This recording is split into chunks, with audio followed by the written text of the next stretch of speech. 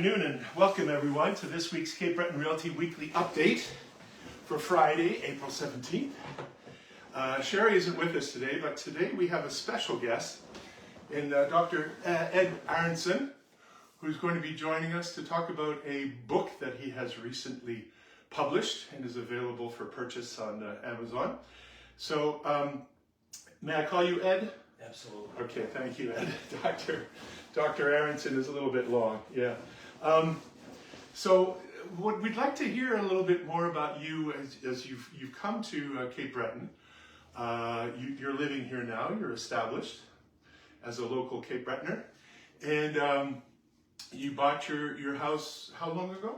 2019. So yeah, you've been here for a few years yet. And so yeah, we'd like to hear about that experience too. But first of all, maybe what we could go over is just kind of your background. You're retired now. You were previously an oncologist, neuro-oncologist, specializing in childhood cancer, in leukemia and so forth, that kind of thing. And so very, and you've recently published a book. This is your first non-medical book that you published, called Feathers in the Wind. Yeah. So let's start there. I mean, it's such a great image, Feathers in the Wind. What was it that inspired that title to begin with, and then we can talk about what inspired you to do the actual writing of it.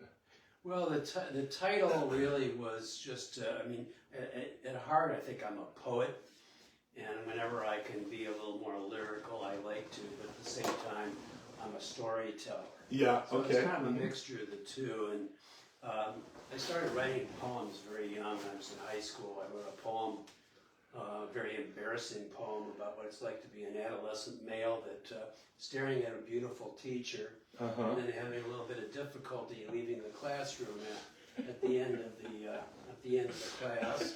I know the fixation well. I don't need to provide any details, I don't think.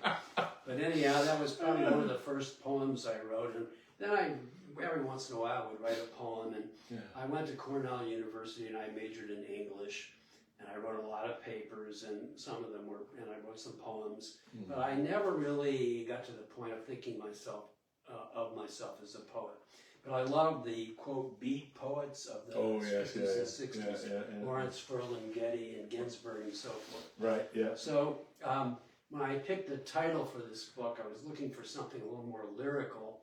And of course, birds are identified by the fact that they have feathers. That's the one thing that makes them absolutely unique from all other species of course, of vertebrates. And the wind kind of gives you this feeling of, you don't know where it's going, you don't know where it's coming. And it's particularly good if you live in Cape Breton. Yeah, we got plenty of wind. So I hadn't planned on writing a book at all. If I wrote anything, it was probably going to be poetry. And I did write a hastily written and published autobiography of my medical career, but this is the first non-medical effort. So what happened was basically I was getting close to the end of my career, but very, very reluctant to give up. I had 50 years in medicine as a cancer doctor. And I started off with children. I kind of decided that without thinking about the fact that pediatricians don't make much money. And especially if you're a specialist, you wind up working in an academic environment where you make even less money than you would in private practice. Ultimately, I had to change that to support my family and send my kids to college. But it provided me with an opportunity to be in the right place at the right time. And so early in my career, as I was taking care of children with blood disorders and cancer, what had just happened to be the time that we learned that we could cure childhood cancer. Wasn't that it was a wonderful? You were right at the cusp of the breakthrough. I was, and I didn't do the work. I mean, I had patients that were on the critical studies. I took care of those patients. I participated in the celebration, but I wouldn't take credit for it. So part of the book that I wrote, that I've rewritten now and will publish later this year, talks about the heroes that led to that happening. But eventually I realized, well, brain tumors is an area that is underappreciated. Most oncologists don't like dealing with anybody with a neurological deficit. Mm-hmm. And I gravitated always to the things that other people didn't want to do. And that can take an hour to describe. I think I understand why now.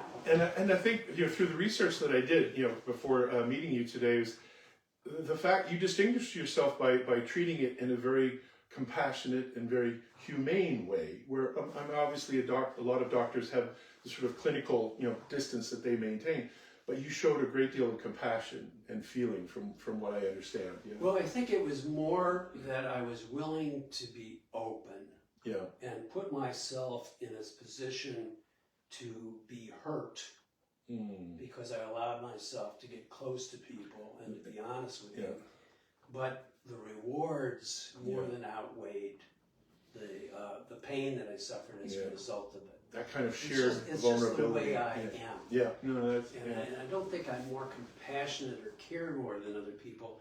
It's just that I had the ability to deal with these things honestly with people, which made a huge difference. And so I was there to experience that, and then I gravitated toward brain tumors. And there just aren't very many children with brain tumors, so ultimately I took on adults, and that's how I spent the last part of my career. Right. And I was still doing that, but suffering a little bit from pretty severe asthma when COVID hit in the States. Right. And I very quickly realized that I was at great risk being in the United States during COVID and would be much better off here in our home. Right, less exposed anyway. Yeah. Plus, one of the ICU doctors that I had a great respect for, her name is Mary Laird Warner. She was the head of the ICU at the hospital that I worked at in Denver. Came up to me on the 13th of March, 2020, and saw me in the lunchroom. And she came up to me and she said, "Ed, you shouldn't be in the hospital." And I said, "Why?" She said, "The hospital is full of COVID patients. They're the sickest patients we've ever seen. We don't know how to take care of them. They're dying. And if you catch this, that's probably what's going to happen to you with your lungs." She said, "If I were you, I would go home right now. And you're close enough to retirement." I was just about 75. And that's what I did. So I went home and I told my wife, and she, not only did she agree with me, but she said, "Since we've made this decision, we're going, this is a Friday night, we're going on Sunday." And so Sunday we took off and made it all the way to the Manitoba border from Denver. The next day we crossed and headed towards Thunder Bay, and the next day the border closed. Oh, wow, just in time, So we decided to stay north, and we drove through Timmins, Ontario. I know the snow drifts were so high that we couldn't see anything from either side of the car except snow. But we lucked out. We had no bad weather. We had people that clearly, they looked at our Colorado license plates, and you could see a look of fear on their faces. Yeah, exactly. That they would be carrying the disease. That you were sort of typhoid Mary. Exactly. And anyhow, we made it. Yeah. And then when we made it, and I sat there, and took a couple of deep breaths, and I said, "Now what do I do?"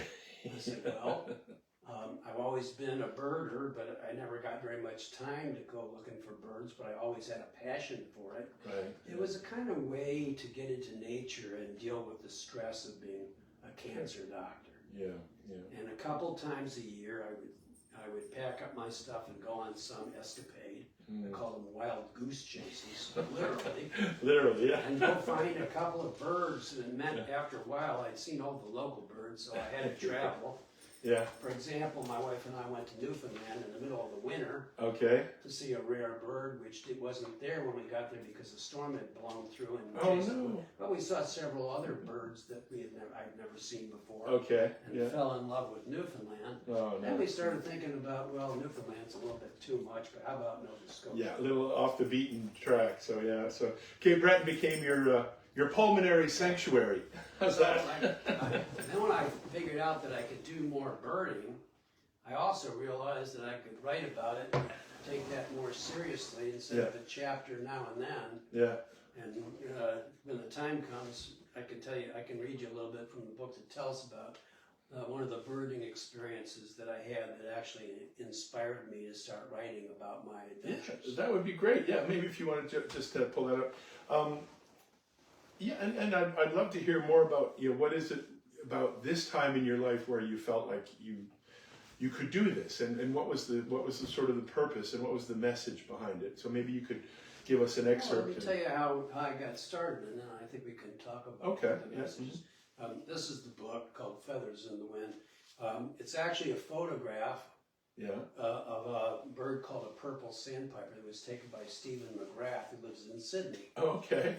All right. He gave me the photograph, and then Thomas Hurd, who's the president of the publishing company Compass Rose Publishing, which was actually founded by my college roommate for junior year as a writer. No kidding. And it specializes in writers that really don't have 5 or 6 years to try to get an agent and establish themselves, but have talent. Yeah, but want to be on the fast track. In other words, situation for somebody like me. Yeah.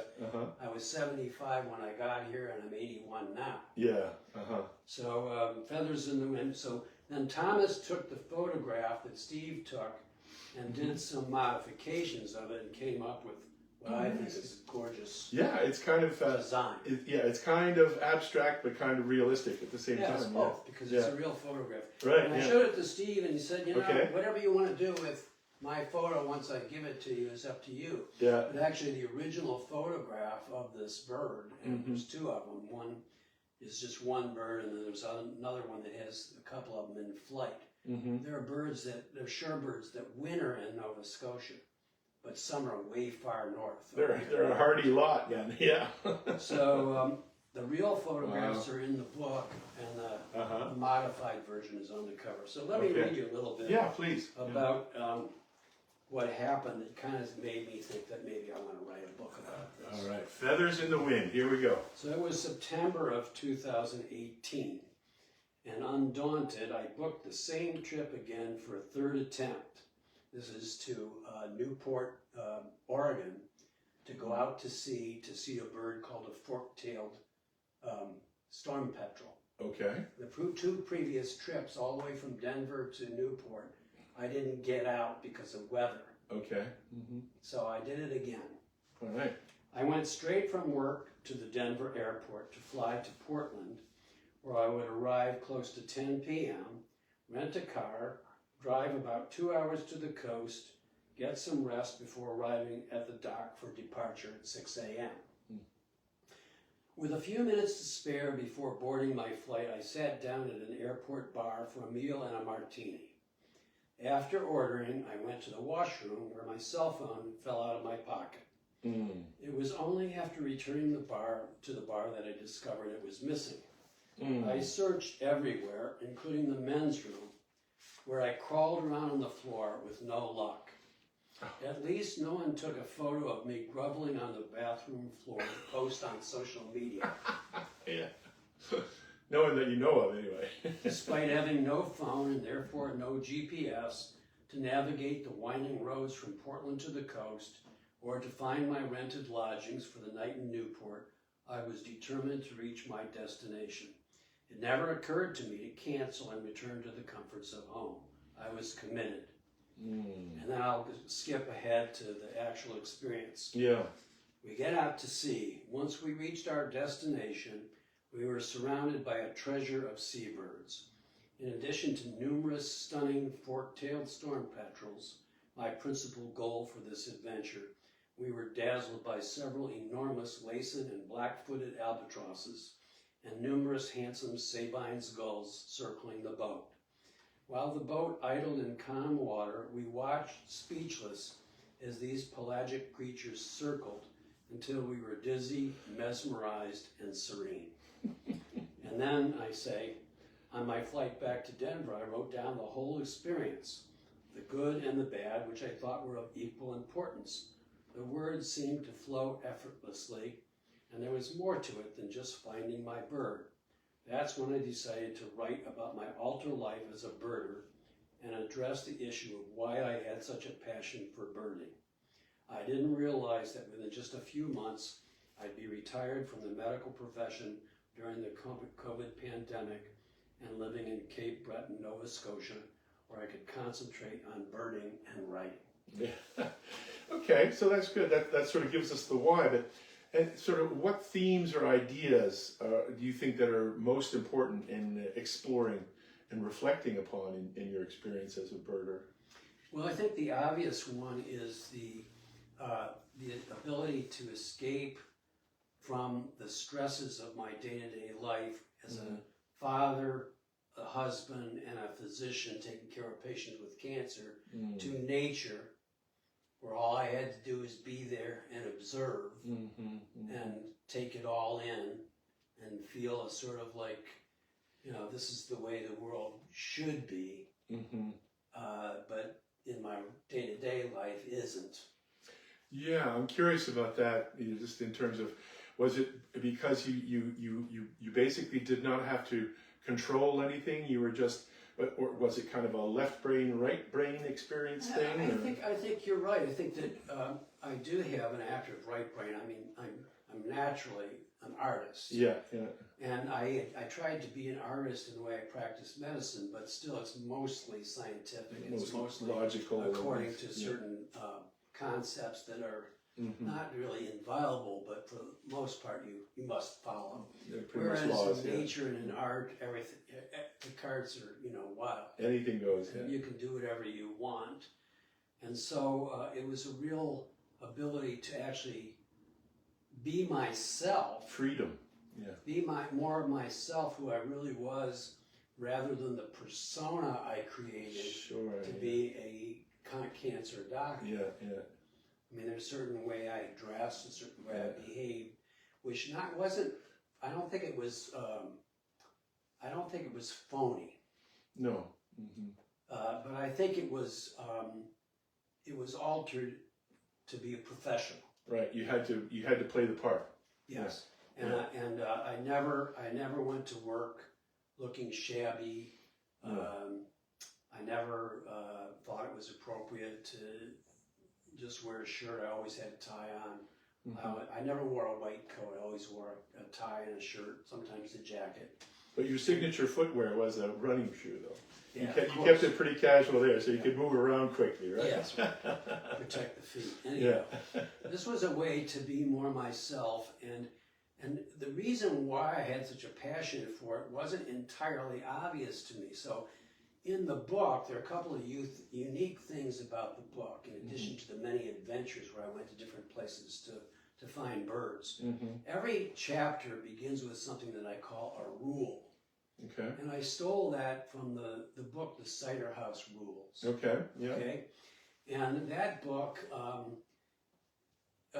was one of my favorite books, where the doctor is out of the box and always says, I'm trying to be of use, which is a huge understatement. Yes.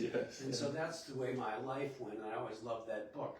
And the Cider House Rules I changed in the book to the Birdhouse Rules. Okay. Yeah. So each chapter begins with a 1 or 2 sentence statement of what I learned in the chapter that you're about to read. Okay. Yeah. And ultimately, there are enough lessons learned that it kind of gives you an explanation of my passion for birding. When you put it all together, they're all pieces of a puzzle, which is so complicated that you can't say it in 1 or 2 sentences. Yes.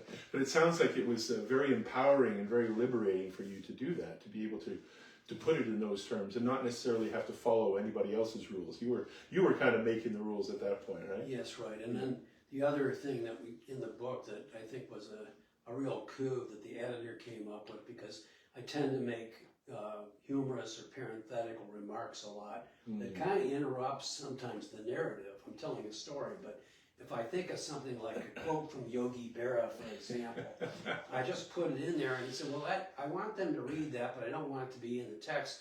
So let's pull it out of the text and make little sections that are highlighted, and each one is marked by a tiny little cartoon of the bird that you see on the cover. We call them peeps, which is the name that birders give to the little shorebirds that you see running up and down the beach.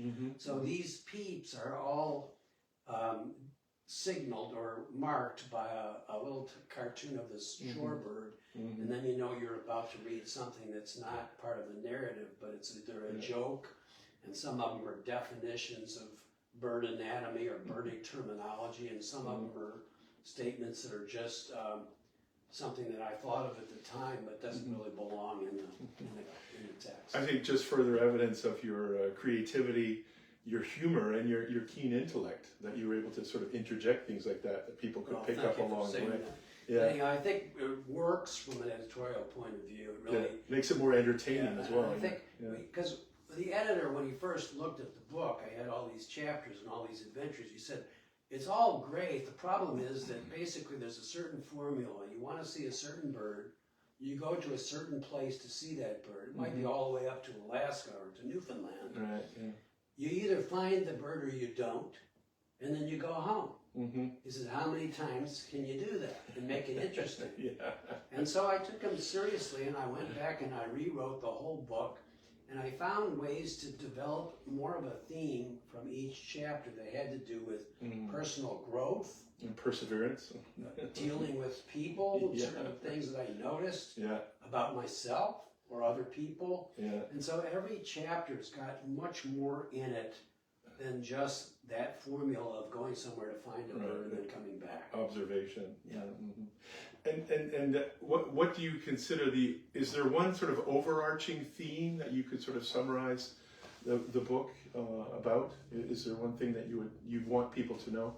I think that comes up when I finally get to a point, once I'm in Cape Breton and retired, where I decide to count up how many species of birds I've seen in North America, which is really, it's like having a root canal, because we're talking about counting hundreds of birds and checking them off. It's just very painful to do it.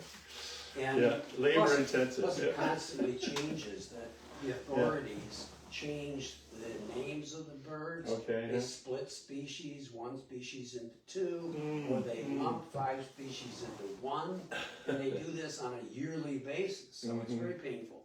Anyhow, I did that after I'd seen a couple of unexpected birds in Cape Breton during COVID that I never expected I would ever see.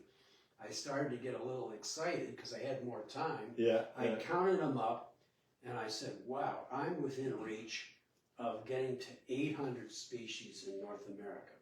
So I Googled that just to see how often people do that. That's quite an achievement, And North America, by the way, starts at the Mexican border and then goes as far north as you can get. Of course. And it's coast to coast. But Mexico is actually in North America. Correct. But the American Birding Association doesn't include Mexico. You'll have to ask in their own, I'm not gonna speak. Don't get into the politics of that. But anyhow, 800 turns out, according to Google and to Wikipedia, there's only about 100 or 200 people living in North America that have ever seen that many species. Oh, great. There's some that have probably seen 900, and I could have done that if I had more time. Sure. But it was being an opportunist and going on these capers, if you'll excuse the expression, whenever I could. Pun intended. To see birds and being smart enough to get the right people who knew the place. Instead of going all the way to, let's say, South Texas and then wandering around on my own, I would pay the money, hire a guide who knew where they were going, where the birds were, how to identify the birds. So I've never become what I would consider, or what good birders would consider, a great birder. I certainly don't qualify. The number, though, on the other hand, is an indication, I think, of my passion for it and my persistence. Before we get on to your life in Cape Breton here, one last question about the book that I'm curious.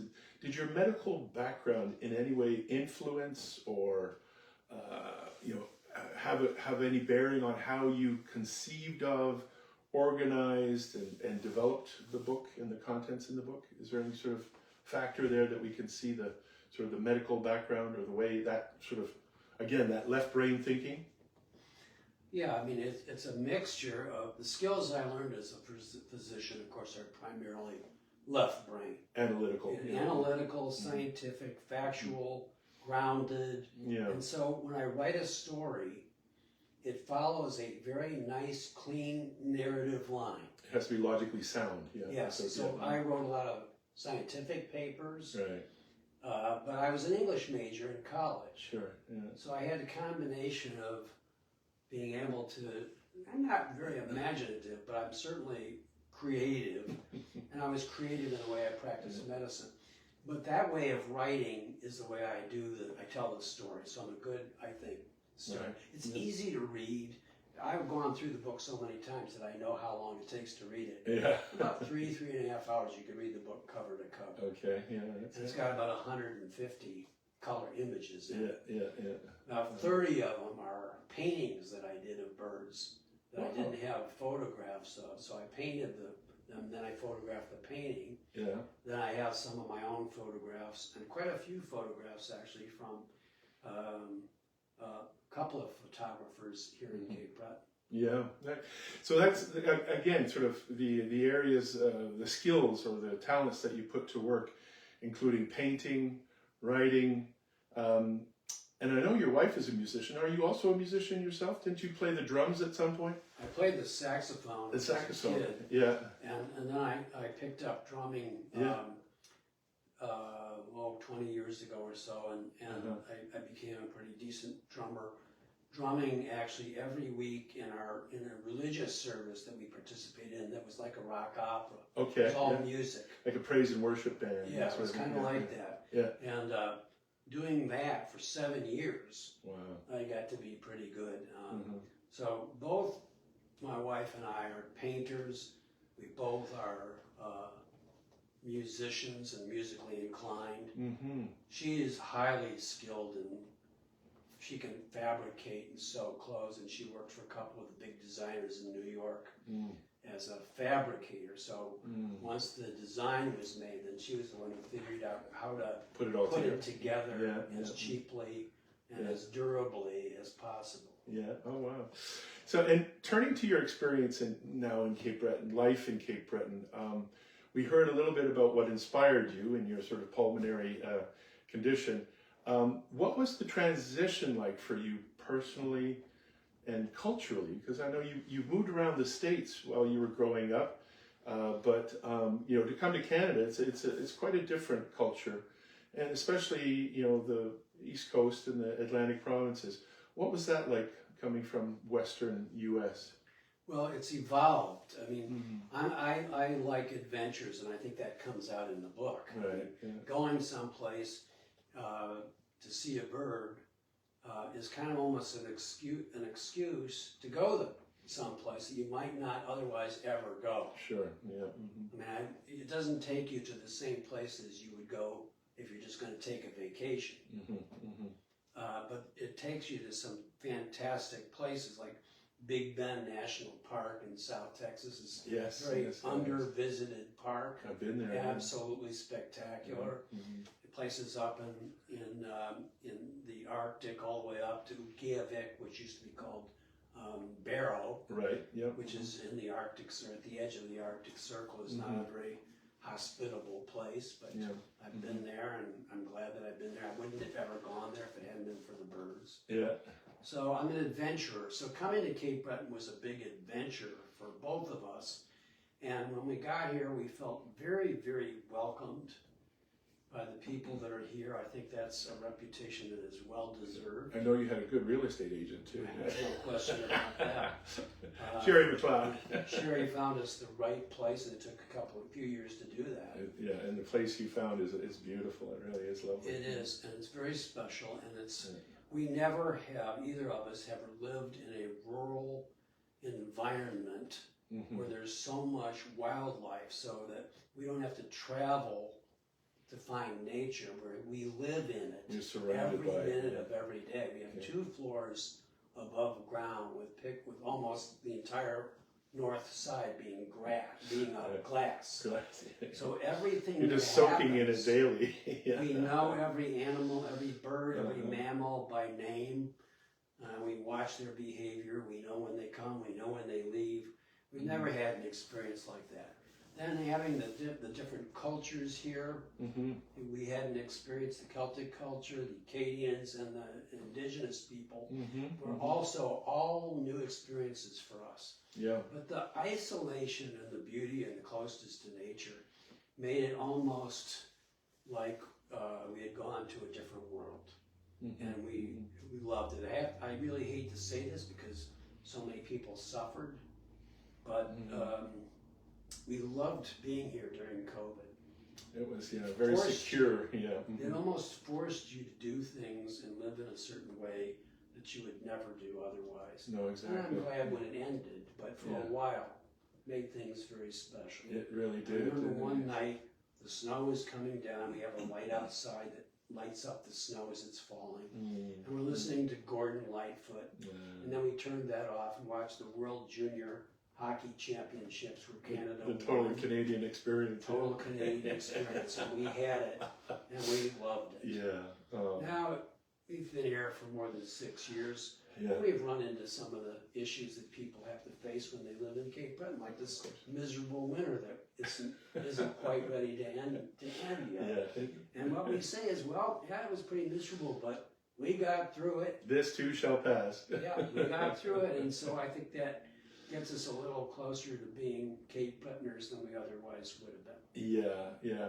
And so for someone who is considering coming or looking at coming to Cape Breton, what kind of advice would you have in terms of, what sort of life changes to anticipate, or if they are looking to pursue something in later life, like writing or birding or anything like that?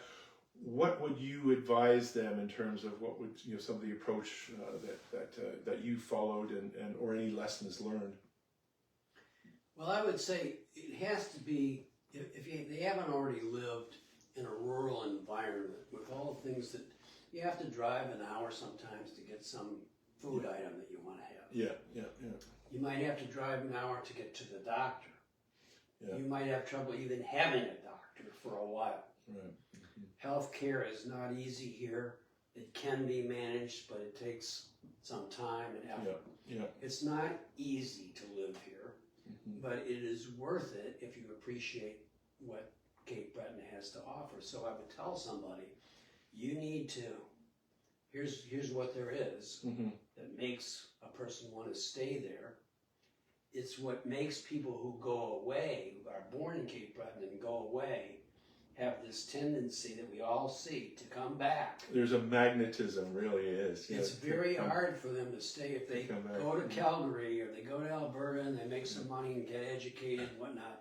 As soon as they get to a point where they can get by, I don't know what the percentage is, of course, but I've seen it so often. Yeah. And I've only been here for 6 years that I would say it's a pretty high percentage. Yeah, we see it typically as they're approaching sort of later life, that they want to come back and be closer to the family and be back, come back to the roots. But there are some things that just can't be put into words. Even though I think that I'm pretty good at putting things into words, there are some things that just you can't really. I could write a chapter. I do have a chapter, and I'm writing a book about Cape Breton. That'll be a collection of stories rather than a narrative. Yeah. And I think that I get close to it when I describe the environment, and it's mostly about nature being predominant. And the people occupy the nature, but they aren't in control. Yeah. They're only in partial control. And but so it's the submission that you have to be able to just accept what nature, how it's going to affect your life. Yeah. And if for 3 days you can't get out of the house, you need to be prepared for that and just find a way to enjoy that. Right. Yeah, there is that recognition of being much more connected to and much more subjected to nature. Yeah, I think that's right. So that's what I would tell somebody. Yeah. But I would say, if you're not sure, just come and live here for a while, rent a place. Yeah. And it won't take you very long to figure it out. Yeah, that's good. Because that's if good you advice. rent a place and stay for a few months and then you don't want to leave, then you'll know. Yeah. So if anyone watching live has any questions that they'd like to put to Ed, or if you're watching the rerun or pre-recorded version of it, just drop it in the comment, and we'll make sure that I'll be in touch with Ed and get an answer back for you. But Ed, thank you very much for stopping by today. It was very enjoyable. Yeah, we've been meaning to do this for quite a while, and now Ed, the book is coming out April 21st. You said Yes. It's released April 21st on Amazon. You can order it. You can pre-order it now, and it will be delivered by the 21st. And there's going to be opportunities for you to have the book autographed, right? Are you going to be having some? Yeah, I'm gonna be working on making numerous appearances where people are interested in having me come and sign books and read from the book and so forth. So I know I'll be in Antigonish in June, but I plan to be. I've made some inquiries about several bookstores in Halifax, but all over the province, and then going beyond Cape Breton and the rest of Canada, depending on what the demand is. Right. Once I come back from a road trip in the U.S., then I'm going to focus on Canada. Great. And if you buy the book from Amazon, it's Canada Amazon, Right. so the book doesn't have to cross the border to get to you. Great. Yeah. Well, we wish you all the best with the book and all your future endeavors. Well, It sounds like you've got a lot more coming in the pipeline. So we'll look forward to I hope so. hearing more about that. We'll be back next Friday with another edition of the Cape Breton Realty Weekly Updates. But in the meantime, we'll wish you a happy Friday, a good weekend, and slanche, as we are familiar. We end our transmissions with that. So happy Friday, all the best, and slancha.